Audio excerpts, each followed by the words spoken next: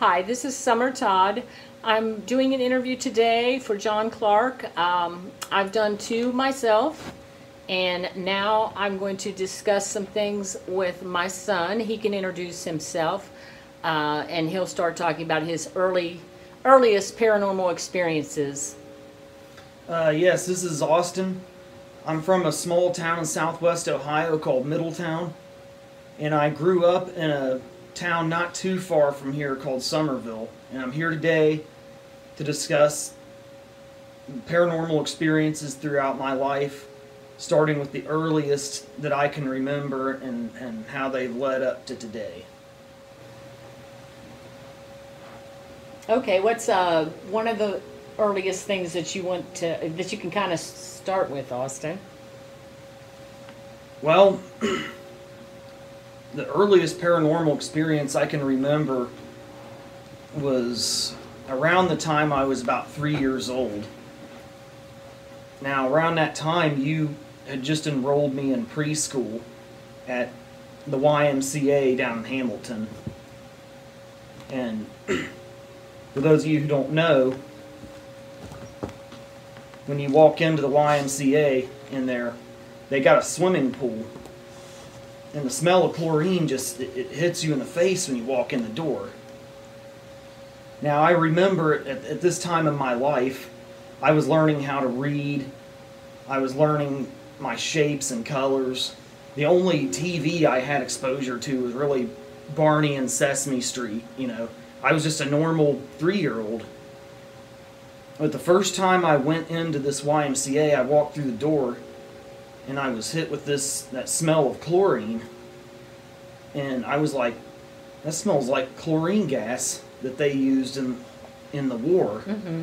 And my mind was flooded with all of these images from these really lucid and rich and deep images from World War I saw men sitting in the mud-soaked trenches on the Western Front, wearing gas masks, and I saw, the Tsarist army soldiers on the Eastern Front, the German soldiers with the spiked helmets, biplanes, the U-boats in the North Atlantic sinking ships and everything.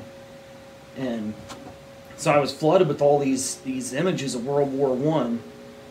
And from then on, I could go to preschool a lot of times, and I would just sit there acting like I was still a normal 3-year-old because I knew I had to act like that. But at the same time, I was also really enjoying this flood of all these images from the First World War and feeling like I was surrounded by, for lack of a better description, perhaps men I once served with maybe in a past life, and they were telling me, don't be scared to be away from your mom the first time because you've been through way worse, and we're still here with you. And so from then on, smells started triggering really lucid images of other periods and history that a 3-year-old shouldn't have known anything about. And did you tell, Austin was always very artistic, and he would draw things that were very advanced for his age or that he hadn't really been exposed to. So he was drawing a lot of airplanes and things like that very early on. And he also did that with the Titanic.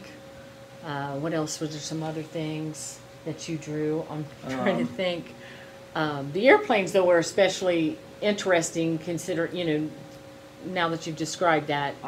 I started off drawing a lot of biplanes from World War I, because those were some of the first images of airplanes I had in my head, and then it kind of started morphing into other stuff as I became more interested in history.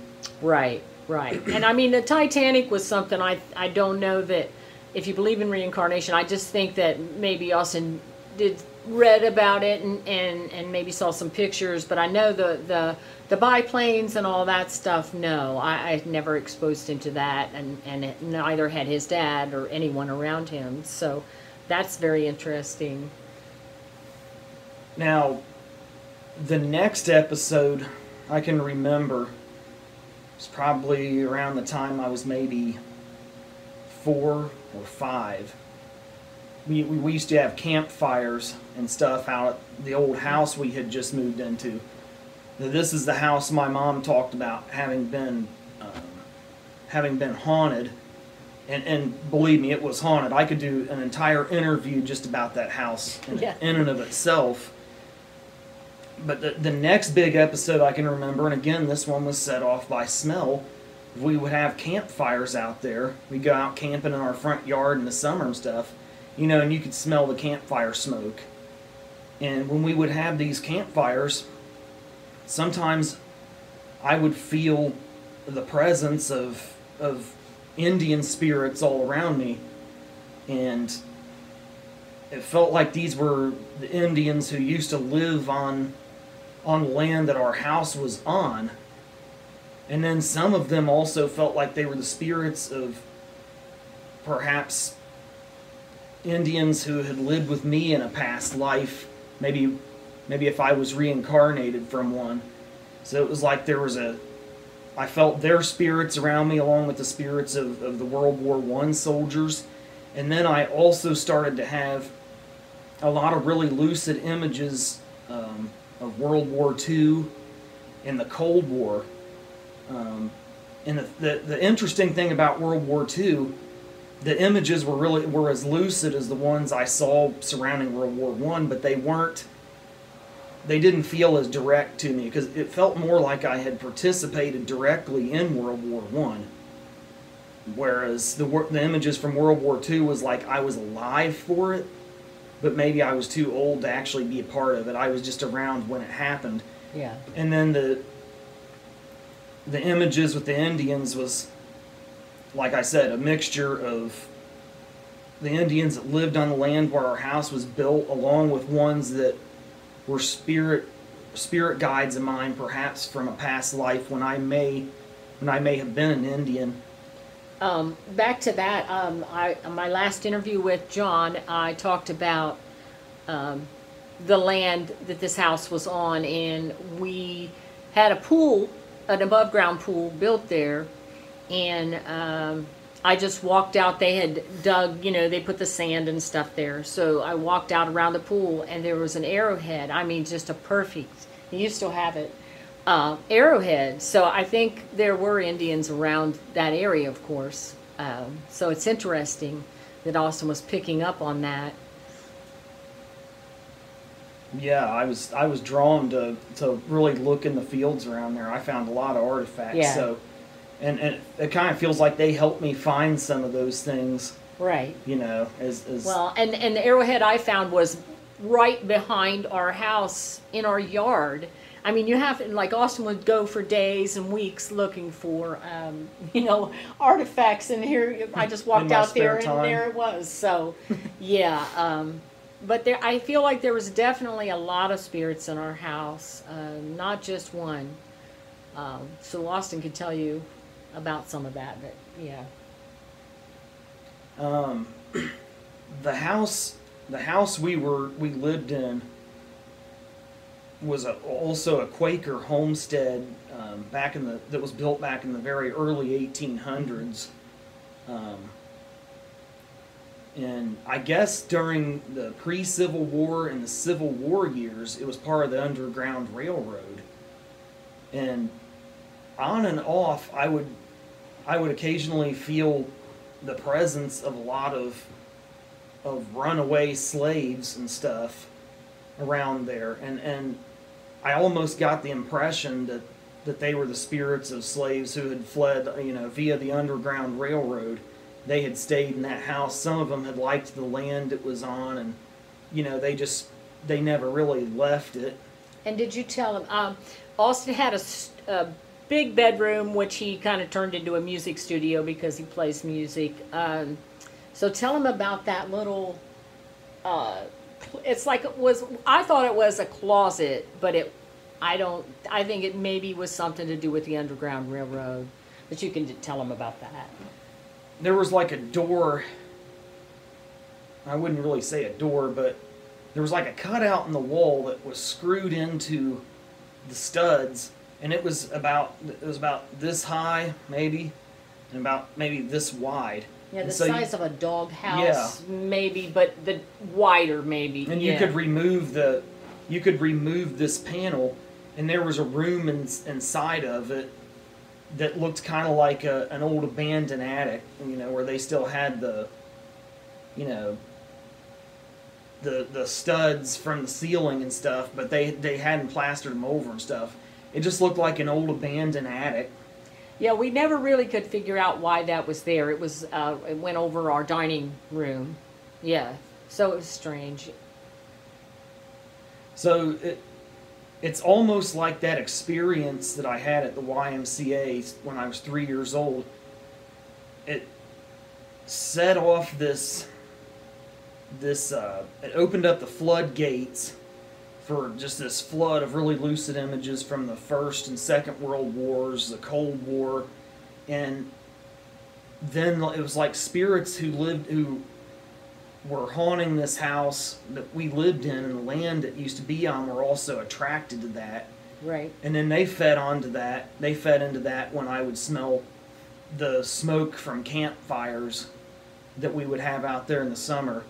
And then another experience another image I also started to have around the time I was maybe 5 or 6 years old, because it was like I kept having new images of various periods in history. Right. As time went on, another image that came to me out that old house was really lucid images of the Civil War, and just kind of a flood of knowledge about it, and a real urgency to read about the American Civil War. And when going into elementary school around the time I was 6 or 7, my teachers were kind of flabbergasted, because most other kids were just into their shapes and colors and learning to read, which I was too. But at the same time, I was the kid that could tell them about how, for the World War I soldier, getting exposed to mustard gas was one of the most dreadful experiences you could imagine, or about the American Civil War and all the famous generals that oversaw both of the armies in it, and the Underground Railroad. Right. And I could talk about all of the different Indian tribes and the history of the American Indian Wars. Yeah. And they were a little worried about Austin because, of course, a lot of his paintings did depict death, because he was, drawing about war and people dying. So, yeah.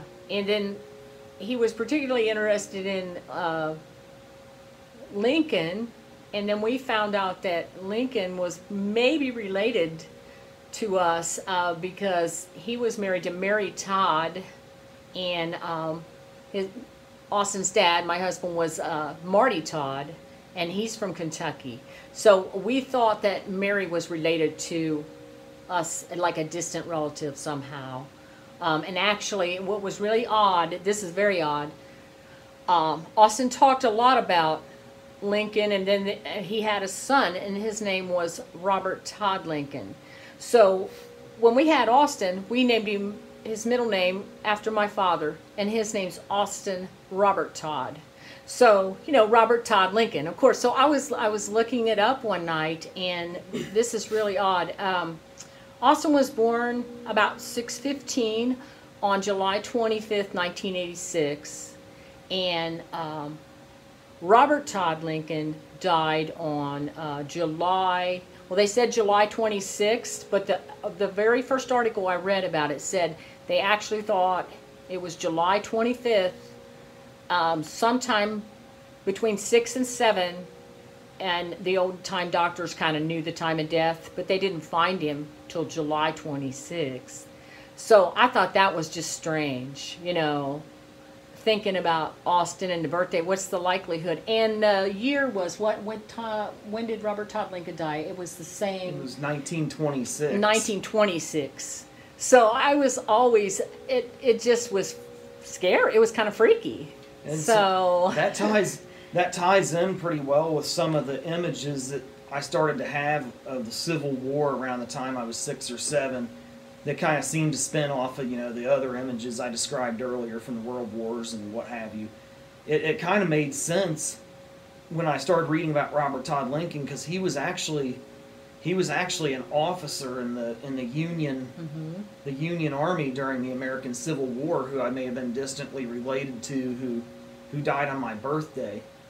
So it seems like that was kind of another potentially reincarnation related experience. The images of the Civil War, the urgency to read about it. Same with World War I especially, but also World War II. And then my uncles, they were Vietnam veterans. Around one of my one uncle in particular, I felt the spirits of Vietnam soldiers. I don't know if they followed him home.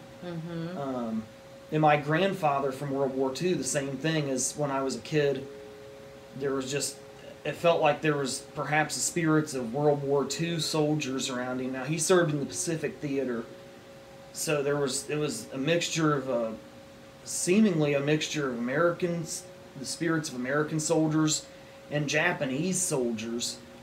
And there was one particular spirit that I kept seeing. He was a Japanese guy that wore a hat and he had glasses. And I was looking through my grandpa's old World War II photos, and there was a picture of a Japanese Zero fighter, and there was 2 Japanese guys standing in front of it, and one of them was the guy. One of them in the picture was this guy whose spirit I kept seeing, and I, to this day, I don't know. I mean, my grandpa told me a lot of World War II stories, but he never told me how he came into possession of that photo, so I don't know how he would get a photo I don't know. of enemy soldiers. Right. Exactly, but there was a lot of, and one of the common themes I got from all of these different spirits, from the World War I soldier spirits that were around me, the spirits of soldiers from World War II, the spirits of Indians that used to live on that land, the spirits of the runaway slaves on the Underground Railroad, and even some of the Quakers, I think, whose spirits stayed on in that house. That they were all attracted to that area that house was built on. For some reason, not just ones that used to live on that land or pass through it, but ones who were with me in various past lives, all seemed to gravitate towards that area. And I don't know. I don't know exactly why, but I think that was. Our house was already haunted when we moved there. Right. Obviously, but yes. I think when that initial experience opened the floodgates for me up to the spirit world, it brought a whole new level out. You can tell them, if you'd like, about how we went to visit Antietam. That was especially odd. I mean, Austin wasn't very small at that point. I don't know how old you were. Probably almost a teenager. 15, 16. Yeah. I want to say. I can't remember for sure. Yeah, we went there. We stayed at an inn in, was it Sharpsburg? Sharpsburg, Maryland, right? Yeah. We stayed at an inn. But Austin can tell you all about that. It was a very, very odd vacation. That's all I can say. I mean, after he's done, I'll tell about a dream I had there. I think for some reason places like that may bring out maybe psychic abilities or something. So, but he can go ahead and tell you what that was like. So for those of you who aren't familiar with the American Civil War, one of the major battles of the Civil War was a battle called Antietam, and it was one of the bloodiest days in American history. It took place in Antietam, Maryland on September 17th, 1862. And I believe, I'm not 200% sure, I think the Confederate Army may have called it Sharpsburg, because sometimes different sides had different names. Right. I think They had different names. Right. For battles. So depending on which army you were in, you called the battle different. But right. Generally, the battle was known as the Battle of Antietam. So we went to visit this place, and I remember just being like really, really drained the whole time. Like me and my sister just couldn't get out of bed. I was tired there We were too. just very, very tired the whole time. So And almost we stayed at this bed and breakfast next to this Civil War cemetery where all of these soldiers from the Union and Confederate armies were buried. And apparently this house during that war, it changed, or during that battle, changed hands between the Union and Confederate armies several times, because the lines were changing as the battle progressed. And when the soldiers that were staying in this house from whatever army it was they were in, they'd have guards round the clock guarding the house to watch for attacks from the opposing army. So almost every night we were there, because we were there a few nights, that I would lay awake and I would hear the sounds of really heavy boots marching downstairs in the hallway. Yeah, and your sister was there too, so she did too. Now the rest of the time we were tired to where we couldn't get out of bed. Yeah. But late at night I would almost feel like the spirits of the old guards that used to watch the house were up still, marching. And there was a cemetery right down. Yeah, it was right next to it with the church. It was beautiful. And it was a beautiful setting, but you could still feel that all those soldiers that died there never really left. You could still feel their presence. Right. Yeah. And what was particularly weird is, like he said, he was sleepy, and I was really sleepy too, and I slept really soundly there. And I had a dream that somebody my husband knew, a friend, had a heart attack, and my husband was out working in our yard digging up something. So, it was just kind of one of those dreams. It was pretty vivid. And the friend's name in my dream was Les, and the person that somebody called my husband, and his name was Ray. So, and told him that, his friend had passed away. So, anyway, I didn't think much of it, but he did have the friend named Les that played music with him, and he did have a friend named Ray. So when we got back home, and oddly, we had some septic issues, and he was digging in our side yard, doing some work.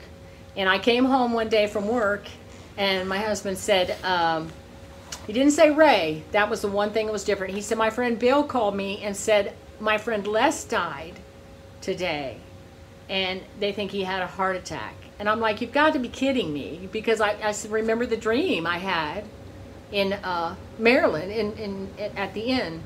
And he was like, yeah, everything's, and I said, everything's the same. So it was really strange. It's like it brought out some kind of psychic dream, when I was there. And I don't usually have psychic dreams, but that definitely was one. Then that was strange. Oh, yeah. Yeah.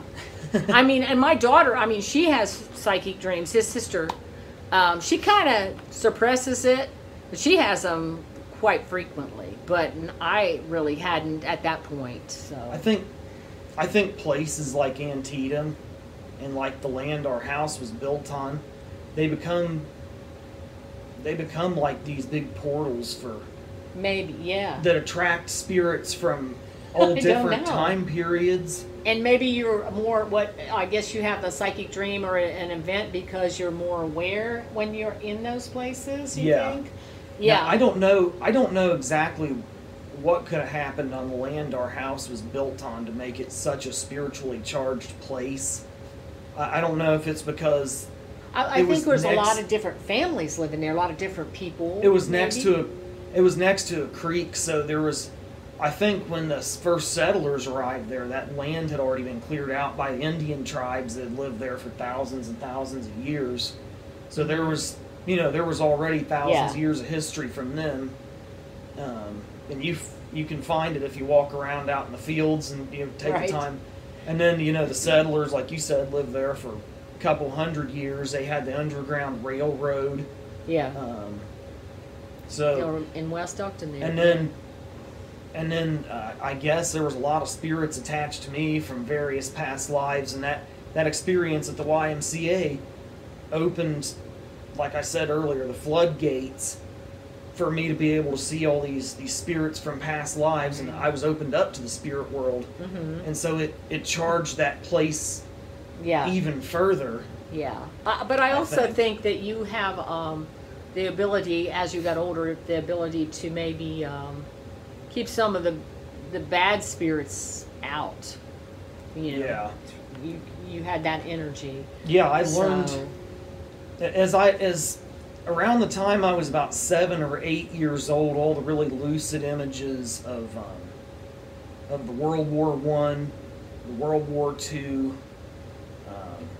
Cold War era, Vietnam War soldiers, the Civil War, the Indians, all those really lucid images started to kind of fade. Right. And they say that happens to some kids who are paranormally inclined as they get older. right. You start to, the lucidity and the in touchness with it, you start to gradually lose Yeah. as you get older, but I still felt them around me, but not quite as lucid and realistic as us sitting here in this Yeah. room. I still just felt them around me, and I started taking more time to study all that history that I had kind of been flooded with as in my early childhood. For sure. And I felt like, okay, now the dust is settling on all that big flood of really A lucid weirdness. Yeah. visions and stuff. Right. So I started feeling like I needed to write songs about a lot of that history I had seen, and as I got older, even though the images weren't as lucid, I was still reading a lot about it. Yeah. Still writing a lot of songs about it. Yeah. So it was kind of like it's changed form from being it's changed form from being as lucid as it once was now to taking the form of me creating artwork and music surrounding it. Going into a creative avenue. I Yeah, think. as I got to be a teenager, Yeah. it took more the creative avenue, I would say, Yeah. but there was, as it did, and this is coming back to your point about learning to shut bad things out. As I started to work on songs that told the stories of this, and I started doing music, Yeah. I started feeling a lot of bad things trying to keep me from doing it. Right. Because when the floodgates to the spirit world are open, not everything that comes through those gates is good, and that was definitely my experience, especially as I got more into making songs that kind of tried to talk about the history of some of the things I had seen when I was a little kid. Yeah. I started feeling a lot of evil things around me trying to, when I would be recording songs or writing songs, I'd sit up late and I'd feel evil things. So the lucidity went away for a little while, and then when I started taking those old memories and taking them in the direction of that creative avenue, lucidity returned, but this time there was evil stuff trying to keep me from telling Right. these stories. So Yeah, I told I John s- about the experience you had with Cody. I'm not sure that was a bad experience, but it was definitely different. It wasn't a bad one, but Cody didn't believe in any of that stuff really at all. Yeah. But when he came to our house, stuff happened to him that always, he always left there freaked out. I mean, if you want to revisit that story, so people won't have to look it up on my last video. You can tell them what I'm talking about. With Austin was doing a recording with a friend, Cody. We were. This was around my teenage years when I was getting into playing music and stuff, and my friend Cody was a musician too. Yeah. And so I had him over one night. We were jamming, bouncing off ideas off of each other, and we were recording them on a portable cassette player, because this was back in the late 90s, maybe very early 2000s, just before home recording technology really started to become a thing. And so, back then you had to record it on a tape, rewind it back, play it back, all that nonsense. So we recorded a jam session. We were listening back to it. Now we were up in my bedroom playing guitars.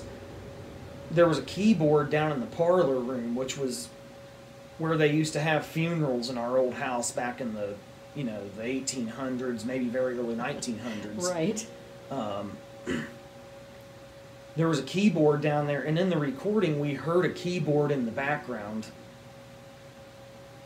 and that really freaked him out. And for me, I was just kind of like, it's just I forgot about that. It's just I mean, for him it really freaked him out, but for me, by this point I was maybe 14, 15 years old. Yeah, so that's for me it was just another day at that house. So I didn't tell John about that. I told him about the woman's footsteps and stuff. So you can. Oh yeah.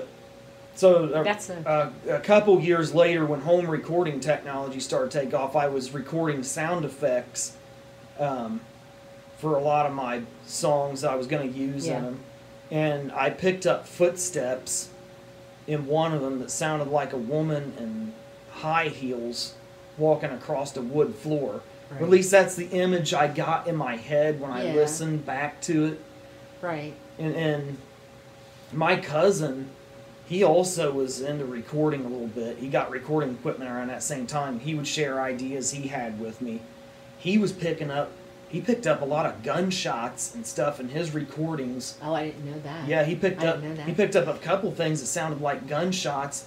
Wow. But if anybody had been firing guns very close to his house, obviously he would have heard it, because people did shoot out there, out in the fields next to their houses, out where he lived, but you would have heard it. Yeah, it wouldn't have popped up in a recording he not did upstairs after the fact. Right. So there was a lot of stuff that started to become a very common thing. It's almost like it went from really lucid images when I was a child that flooded me, to things being picked up in recordings I was making, evil things occasionally coming in trying to scare me out of recording music and writing it. Yeah, I remember you telling me some of that stuff. Because it was kind of like there was an evil force. Yeah. That doesn't want me to do music or create. Yeah. And that happens. I mean, if you look at some of the ghost stories I've watched with musicians, it happens in the studio where some things happen where they feel like something's trying to prevent them from doing the art. So yeah, that's something that happens quite frequently, I think. There was actually an artist. He does artwork for a band called Tool. His name's Alex Gray. Yeah. He did a painting of himself doing a painting, and on one end of the painting, there was all of his influences like Van Gogh and Leonardo da Vinci, Picasso, all the famous painters, Paul Gauguin, what have you.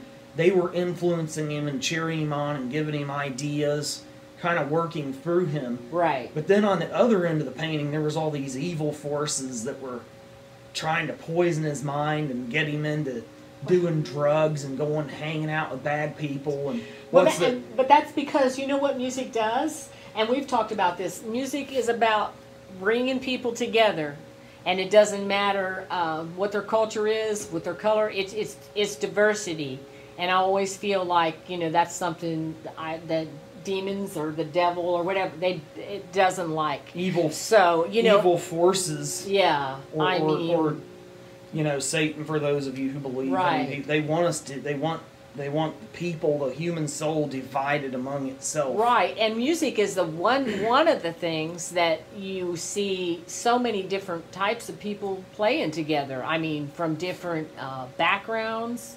economic backgrounds, different races, everything. So that's something that brings people together, and it brings them peace, and it's harmony. So, of course, it's, evil things are going to try to stomp that, I would think. So I believe that's some of it. Yeah, and it does it with artwork sometimes too. Yeah. Yeah, when you're doing good things with it. Yeah, I mean, when things start going really good with it, you've also got to keep one eye open, Right. Because there's a lot of evil things that want to, maybe stop you from doing it or make you feel like it's not worth it to even try. Right. Why don't you just go get into drugs and hang out with bad people, right, and in bad places, and, right. That's what the cool kids are doing. You're up here all alone, and everybody else is out partying and doing that. Right. That's weird. You have a lot of those evil things trying to push you away from it, but I knew this was the path I was supposed to be on. Right. Now, even well into my teenage years, the dust on all of those really lucid images from my childhood, from the World Wars, Cold War, Civil War, the American Indian Wars, all the Indian history, all that. The dust was still settling on that. I was still making sense of it. And hell, I'm 37 years old now. Right. And I'm still kind of unraveling that to this day. Yeah. One of the things that, because like I said earlier, I saw soldiers, from the First and Second World Wars. Right. I saw, especially the First World War, I saw British soldiers. I saw the French soldiers that served in it. I saw the German soldiers that served in it. I saw Russian and Italian soldiers from the Austro-Hungarian soldiers that... And then going into World War II, same thing. Yeah. The British, Russian, and American, and Japanese, and even some of the Chinese soldiers that fought, and a lot of them were on armies that were against each other during the war. And it was kind of the same thing with, with the Indian spirits. I saw some of them were warriors who had fought against American and British soldiers and what have you, in all of the, the American Indian Wars, which went on here in the Americas for well over 400 years. But one of the common themes, because as I got older, I started to wonder, it never seemed like any of these spirits, even if they had been in opposing armies here on Earth, it never seemed like they were divided in the hereafter when I saw them. It always seemed like the American and British soldiers that once fought against the German soldiers in the First and Second World Wars, for example, were now fighting together. So as I got more into writing and recording songs about history and what have you, I did ask some of these spirits, because you can talk to them occasionally. Yeah. I asked him, I was like, you guys were all fighting against each other here on Earth in the, the World Wars, the Cold War, the American Indian Wars, what have you. And going back to what you said about evil stuff, right? They kind of conveyed to me that in my songs that I write about history, they were wanting me to convey to people in the songs I write and record about how they were turned against each other while they were here on Earth by evil things. Yeah. So that now when I see demonic spirits and stuff, it's trying to keep me from doing this and stuff. A rule of thumb I use, I don't speak to them. You Right. don't speak to things You that don't are of acknowledge them. of the dark one, or Yeah. or, Yeah. you know, And just, they don't want, if you show fear. You don't. I mean, yeah, and like But I think part of the, so I've never, obviously not speaking to them, I've never asked them why they're trying to keep me from it. But I think that the spirits, the other spirits, the good ones, all the Indians and soldiers and what have you, they basically told me that these evil forces don't want the message about how they were turned against each other here on Earth, right, by those same evil forces kind of getting out. Right. Kind of like you go out and you try to warn people about the coming New World Order. Right. You know, how you've Yeah. seen a lot of celebrities that Yeah. that might try to say something about it, And then bad things. It was kind of, right.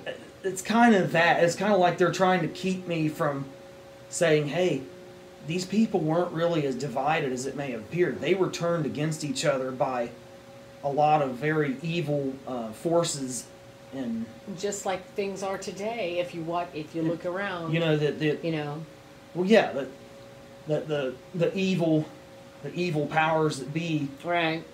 And I think that's what happened. That's what's happened throughout a lot of history. Is that seems to be what they're trying to tell me? Because when these people killed each other in wars, they didn't go to a place where they were still separated from each other. No. Like they were here on Earth. They're in a realm now where their souls were reunited as light. one. Yeah. In it's the light. And light. Yeah. they were, and you know, they speak the same. They're all of this. They're all back with the source, if Right. you will, or God, Right. as some of you may call it. Yeah. They're all back with the source. And that's why the evil entities hate music, though, because it just brings people together, and it always has, even when people were very racist a long time ago, or just had, it always has all throughout the different decades. It's brought people together. So, did you tell the story? You didn't tell the story about Austin had his studio in his bedroom, but then his sister moved out, so he just made his bedroom one big studio, musical studio, and he moved over to my daughter, his sister's room. So in that room, you can tell what happened with it. It's his wife now. It was his girlfriend then, April. What they saw there one night, and her room was kind of interesting. I always felt like it was pretty haunted, but like I said, my daughter was very afraid of things like that, and if she had psychic dreams, it scared her. So she didn't embrace her gifts. I think she's,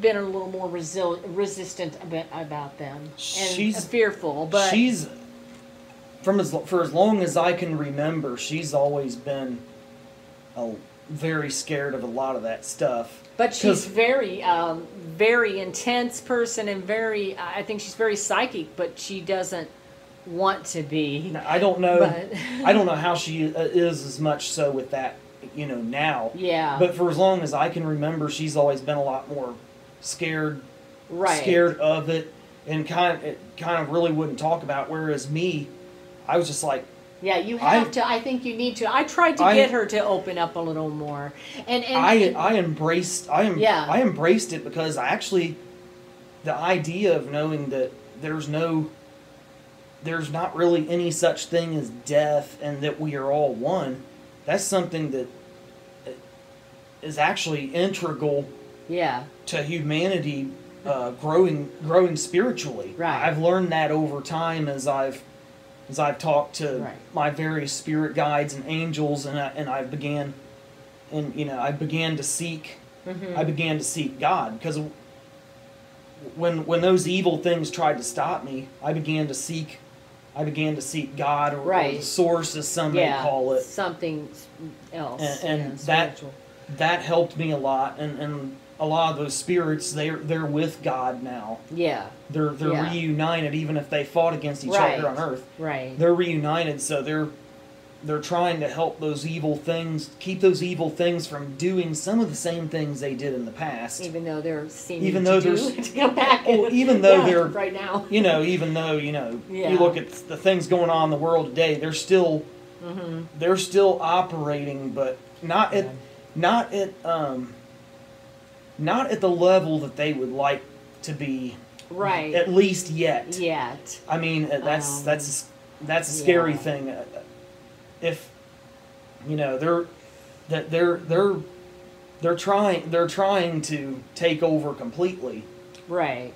And turn Earth into and chaos. Turn Earth into a living hell. Yeah. And poison the human soul and drag us into darkness for the rest of eternity. Right. I mean, but there's still a lot of things pushing against them. I hope my music and artwork can help to be counteract it a little. One more thing pushing them back, keeping them from starting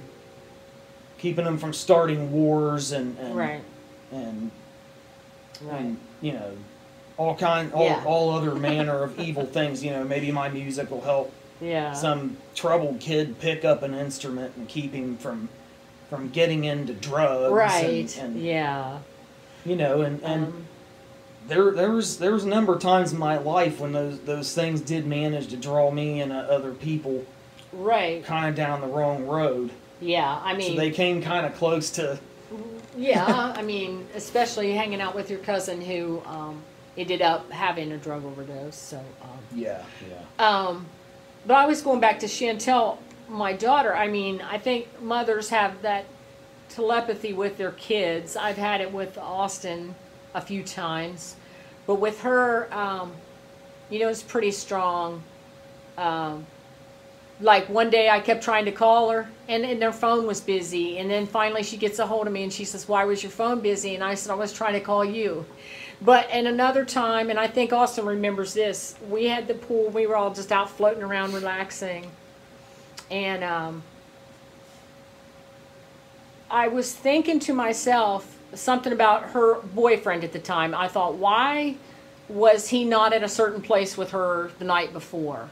And I was just thinking it. I didn't say it out loud. And Chantel said, his name was Josh. She said, "Mom, Josh was at TJ's last night." And I was like, what did I said, "Austin, did I say that out loud? Did I question her out loud? Because I was thinking it." And Austin's like, "No, you didn't say nothing, Mom." No, you didn't say anything. So, I remember. It's like that quite well. It was like she heard you speaking to her. Telepathically. Yeah, she did. But the message was intended for her, so I didn't hear it. Yeah, I mean, I didn't say it, but she, as soon as I thought the question, I was thinking about asking her, but then I thought, no, I don't want to be nosy, and she answered it for me, and I said, "Chantel, I didn't say anything," and she was like, "Well, I thought I heard you say something," but I think she knew too that I hadn't, so it was very weird. But she's very much like that, and she's she had a dream one time. She said she went to UC. She went to college, and she was in the dining halls. And this girl came in this like polka dot dress. It was a very odd pattern, she said. And she said, "Mom, before I woke up in the morning to go eat breakfast with my friends, I dreamed about that girl in that dress, and that exact same dress." And she said, "It's not just like it's a black dress or a brown dress." That scared the hell out of her. She said this was a very unique dress. And I said, "Yeah, but you do that." Yeah, so, but it's scary for her. But Austin and I have kind of done that too. I can't think of any incident right away, but I probably will, but yeah. So. And there was a number of times when we did see those at the old house towards the end when I was getting into my early to mid 20s. Those evil things. That's why I get back to as Austin was living in Chantel, his sister's room. So he's with April, and they were there one night, and you can tell them what happened in that room. Oh yeah, she was. Me and her were laying there, and it was dark in the room, and you could see just lights from outside kind of filtering in. And then we saw these shadows, and they looked like the silhouettes of giant tadpoles kind of streaming on the walls. And it scared her to hell and back, because she wasn't into any of this stuff. And I remember thinking to myself, oh my God, I brought her into my world. Right. Oh my God. Some people this isn't, this, it's fine with me, but it's really not for everybody. But no. I just told her to pray and to start seeking relationship with God. And not be fearful. Yeah. So she started working on not being fearful, and getting more into having faith in a higher power, in a heaven, and things like that. And that's helped her as a person, and it helped some of those things that started scaring her at first. Right. Start going away, because they didn't want me and her together. They wanted her to. They originally had her where they wanted her, and they wanted her back in a bad place. Right. And they wanted me to be. Yeah. In a bad place because I wouldn't be with her anymore. So they were trying to scare us apart.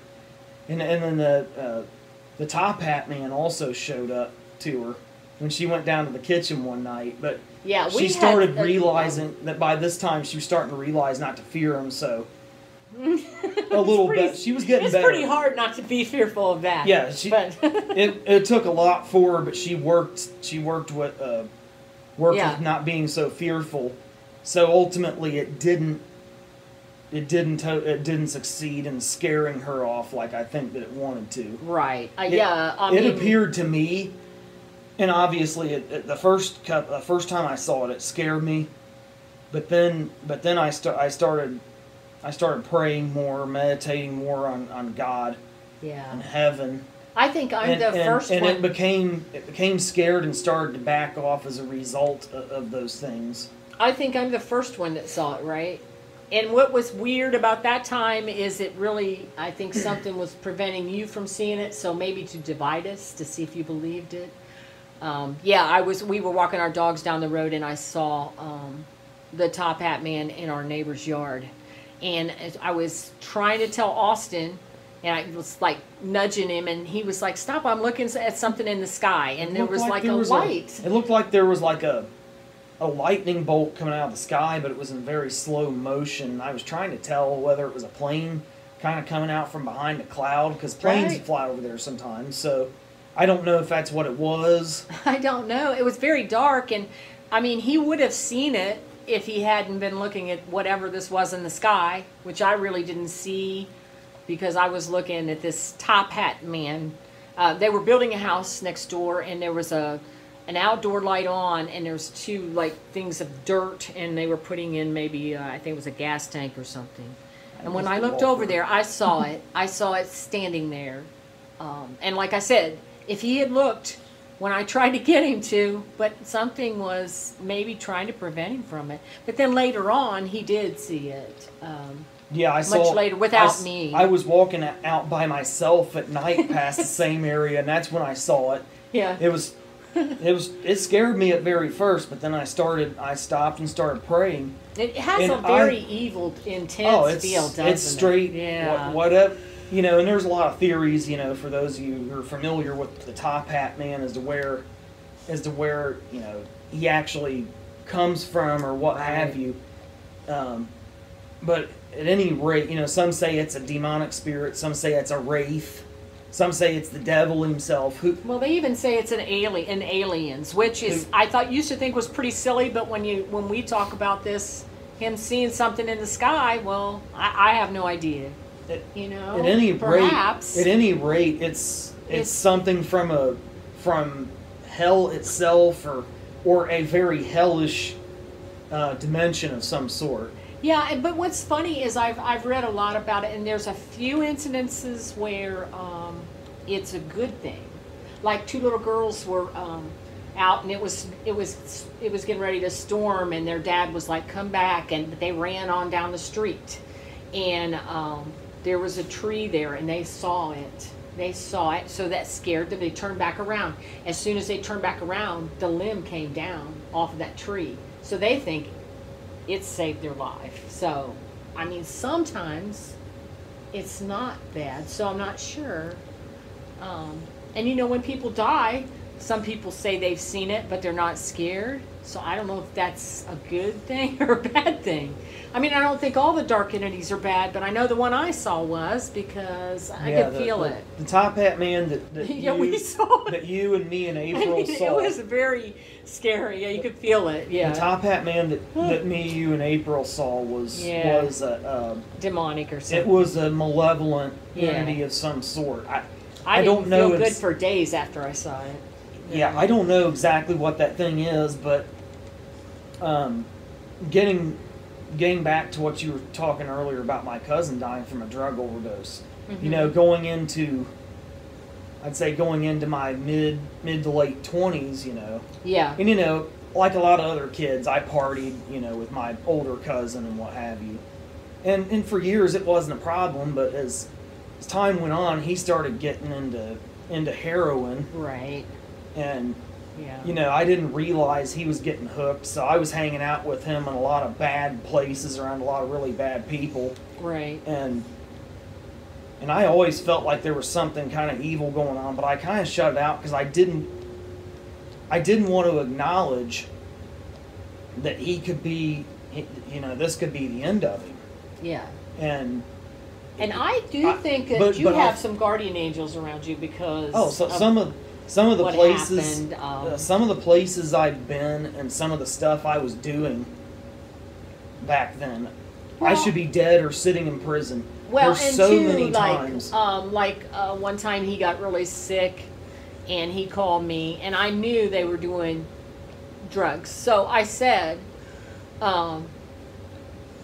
"That's why you're sick." And I said, "You know, you've got to stop because that's your wake-up call." But he had that and took it, and I think that's when you really backed off of it. Looking back, but his cousin didn't. Looking back on that, on what happened to me on that morning you're talking about. Yeah. Those evil forces I was talking about, they were always trying to lead me down the wrong road away from God and right. And all the spirit guides that God sent to me to do my work here on earth. Yeah, I call them light workers. They very well could be. Just guardian angels, because they were. I believe in them. They were, you know, the evil ones were trying to lead me away into a life of drug addiction and into death or winding up in prison. You know. Yeah. And I think that morning when I got sick, it was kind of like, oh my God, if I keep going down this road, right, this is all I'm going to have to look forward to before I wind up in death and dead or in prison. Mm-hmm. And then, you know, that's the end. Yeah. My life, either way, my life's over at that point. Yeah. You know, so it was kind of like it was kind of like I was purged of an evil that was taking me over at that time. And then I started having to pull away from him and get my life together. Now it's interesting to note he was an artist too. Yeah. You know, he got me into a lot of bands I was into. He helped me pay for a lot of recording equipment and stuff that I otherwise wouldn't have been able to afford.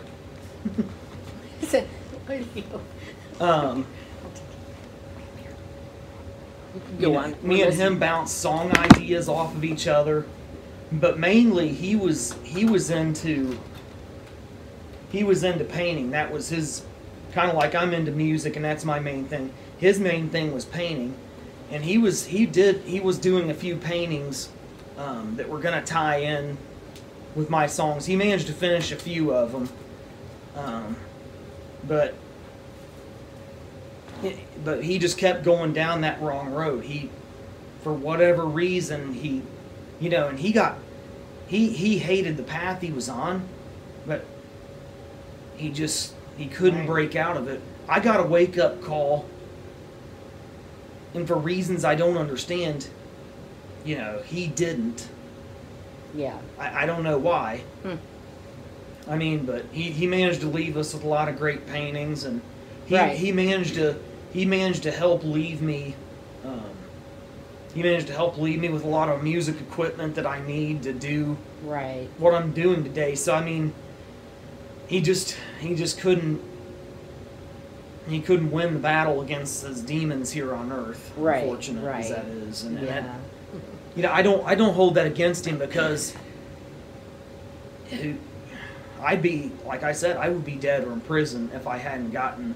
Right. It's funny. It's funny how some people don't get it and others do. Like if you talk to, like I remember Elton John saying, I should be dead.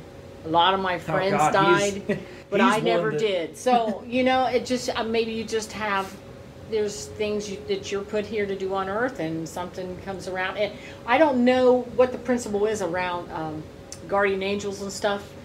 And I know they surround some people, and other people they don't seem to. I don't know if it's an energy you bring yourself, but I've always felt like they have helped me and guided me, especially when I'm in a very stressful situations. It's like they're there. I can't see them, but I can feel them. I think sometimes they don't intervene when it's your time to go. Like my cousin, for whatever reason, that was the road he was gonna end his life on. That was and his work. I do believe, looking back on his work on Earth, was done, because my father passed away 2 weeks prior to him. Right. And him and my father were pretty close. So I know that was a big blow to him. That took him even, by this time me and him weren't hanging out anymore. But I know that took him further down that road. It probably accelerated it quite a bit. So exactly 2 weeks to the day he passed away. But I remember being at my father's funeral. My cousin didn't make it that day. That was very odd. Now, so I knew he was getting into some there stuff. Were some people, there were some people at the funeral that were pretty mad about it, but I wasn't mad about it, because I felt my father with me, and he said, your cousin, he's too far gone now. He's not long for this world, and that same day, me and my wife April were riding home. Oh yeah. Remember and that. My dad, he was always pointing out stuff that was wrong with my car. Right. I couldn't get him around my car, because he'd always find something wrong with it, try to fix it. Right. So we were driving home. Yeah. And some guy leans out the window and is yelling at us on the way home from my dad's funeral. Right. That our wheel was coming loose. Wow. Yeah. So we pulled over, and sure enough, the wheel was starting to come off. I think I managed to get it home because I was close enough, but if I had drove it around like that, the wheel would have came off while I was driving, which obviously would have been a huge disaster. So I think my dad stepped in that day. Yep, I do. And stepped in that day. He pointed out something was wrong with my car as I was on my way home from his funeral, but he also told me, your cousin's too far gone. Right. And I kind of suspected that might be the case when he didn't make it anyway, because he was getting he was in an awful way with his heroin addiction at that point. And you reach a point with it where it becomes a terminal illness. Yeah, you're not even the same person. It's going to kill you if you quit. Yeah. And it's going to kill you if you keep doing it. Right. I mean it. Right. But he passed away exactly 2 weeks to the day after my dad did. And that's when I knew for sure, like my father had came to me at his funeral and had told me that, your cousin's next. Yeah. But I feel like my dad had to pass on first to help my cousin. Oh, to guide him on to a better place, because if he had, if he hadn't had anybody kind of guiding him on, he would have. He was on his way to winding up in purgatory, or maybe even hell. Right. But now he came to me to shed a little bit of light on it. He came to me a little over almost a year after he died in a dream, and my cousin, he gave me a hug in a dream. He was crying, and he told me, he said, "I love you, but you can't come over here until your work on earth until you're finished with your work on earth." So,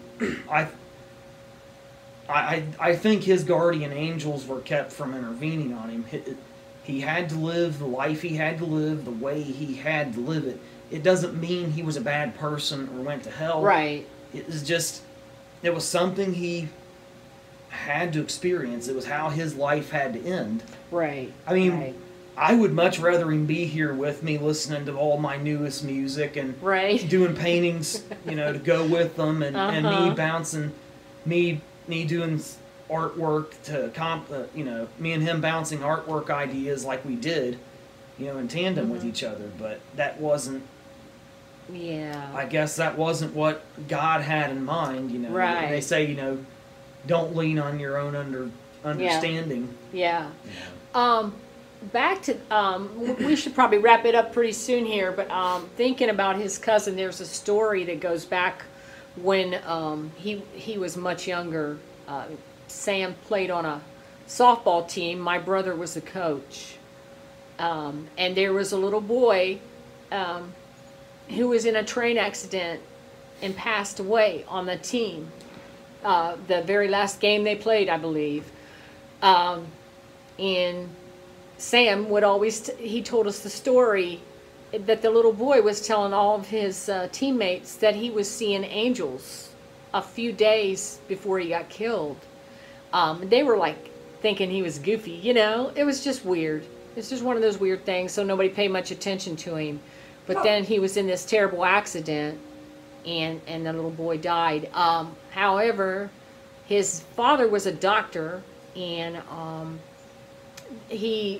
it was his son, so they brought him into the hospital, and his father took him off life support, and he saved, there was like a couple other kids in that car that he was in, and another person, I think. So his organs saved 3 people's lives, I think. Yeah. But that was really weird when you're talking about seeing stuff before you pass away. And maybe he had to die to save them because it wasn't their time. Like my dad and my cousin, it was their time to go. Yeah. I'm gonna look in there. It was their time to go for reasons that the way they went, for reasons that were beyond my understanding. Now, another thing I'll touch on with that too. Okay. Was I got into, as I got older and I read more about metaphysics and stuff like that, I got into healing and sending healing energy to people. Yeah, John's talked a lot about the healing. So I wanted to touch on that because I know we'll he wrap was it up interested. because it's been about an hour. But I know he was interested in hearing about at least me touch on that. I'll probably do another interview where I get more. Another one. But when my dad was dying from cancer, I tried to go to him and send healing light to him. Right. And I would get myself in a calm phase, and it was like he'd soak up the energy, and it would keep him good enough. It would help keep him good enough to function enough so. But the last time I tried to do it, the day he actually told me he wasn't going to make it, I tried to do it again, and it was like I kept just getting pushed out. I kept trying to go there and get calm and sending healing energy just to see if I could do it, even though he had told me to quit. Mm-hmm. And I was just flooded with all these images of his life, kind of like his life review, was maybe going on. And how many days was that before he passed away? Maybe 2 days. No, just 2 or 3 days before he passed away. Oh, okay. So the last time I actually spoke to him, but I was hit with this wall of all these images from his life. So it was kind of like he was on a level where my healing energy could no longer do any good. And he's also said he felt all the prayers from places he had worked, because there was prayer chains going for him. Right. He said he felt those prayers too, but he didn't think they were going to do good because he kept rising into the light, and his body was getting too weak to. He said he told me his body was essentially getting too weak for him to hold on to it anymore. Yeah. I think there's. And I tried the same thing with my cousin when he was getting real bad on heroin, but Yeah. It's like it bounces off. It repels. it was like I was just consumed by the darkness he was in. Yeah. And I couldn't get myself into a positive Right. enough state to get to him. So it was like hitting a wall, but it was okay because God and all of my guardian angels and spirit guides helped me accept that, even though, you guys are like two pieces of the same soul and Yeah. what have you, and it's time Yeah. for him. He's on his way out. Right. And I believe probably a couple weeks, because your dad, his father was sick probably less. Well, we didn't know he was sick until he went in the hospital, and then it was a month and he passed away. So it was pretty quick. But he was 2 weeks before he passed away. They weren't sure what was wrong with him, so they were doing lots of tests. They couldn't figure out why he was having trouble breathing and whatnot. So I just felt like when he was in the hospital, and we talked about this, that there was something there. There was already coming around him to get him, because we would hear noises in his hospital room. And he was telling me that it just felt weird there. He thought it was haunted, and he wasn't really big into paranormal stuff. So it gave me a real bad feeling. And then, about 2 weeks before he passed away, they did find out he had terminal cancer. So I just feel like something was around him. And I talked to John in my second interview, I believe, when Marty was his name. His dad came home for a little bit, and he had to go back to the hospital. And I was having a hard time getting him to go back because he was scared. He didn't want to stay in the hospital and die. He was afraid he was dying. And so, but anyway, I finally got him to go. And so we're going down the road, and 3 vultures flew up over the hood of our car. And it was chilling because the spirit of death was on him. Yeah. They could sense it. Yeah, and I've talked to John about the birds. There was a lot of incidents with birds around my husband's death, his dad's death. Yeah, and I used to think, oh, that's silly. But I do think they're omens. Yeah, I do. And that in particular was pretty creepy. So, yeah. I would say probably to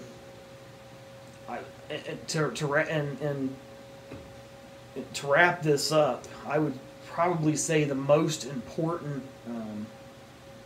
supernatural or paranormal experience I had was actually my encounter with the light a number of years ago.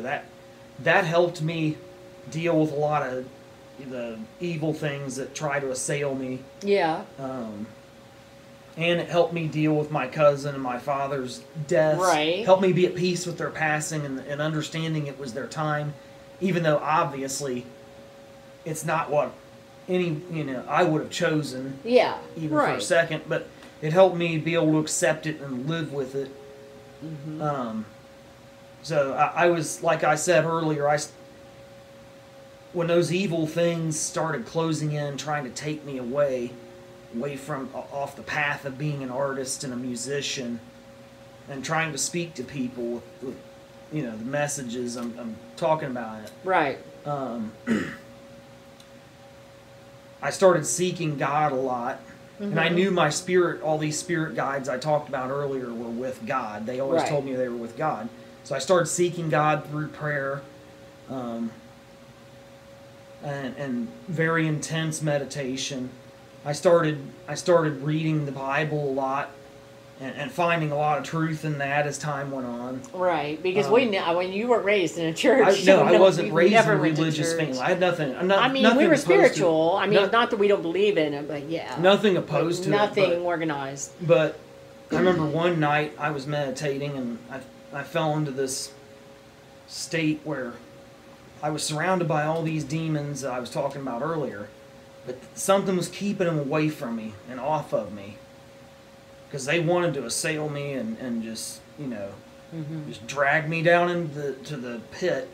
But something was keeping them away from me, and I looked in the distance and I saw this light, and I knew it was God. And it said to me, I've been waiting for you for a while. Do you want to come with me or not? And I said back to it, yes, God, I'm seeking you sincerely. I've been, and I kind of sent God all the images of me reading about him in the Bible and all kinds of other, books and whatnot, and praying and meditating. And so a beam, this ray of light came out of it and pulled me into it. And I'm listening. I felt as if I was in a light that was hundreds of thousands, if not millions of times brighter than the sun. But I could look in every direction at it without even needing to squint. And I understood everything, and I was surrounded by just beauty and bliss I can't even begin to describe in earthly words. And I asked God while I was there, I said, can I stay here? I mean, because it's hard to come back when right. It's hard to come back here to earth when you know there's a place like that. Right. And he said, not at this time, but you can return here and stay with me when your work on earth is finished. Right. So, years later when my father, my cousin passed away, I remembered that, that's where they're going. Yeah. Where they are now. Right. And whenever those evil things come to try and accost me or draw me off the path, I always remember, I remember who's watching out for me. Right. Right. Who's really, God is in charge. Right. And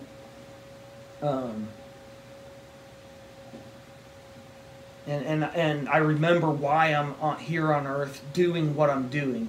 That's something I always come back to in times of trouble. Right. And and I might not see God like that again until the day I pass and I stand before him again. Right. But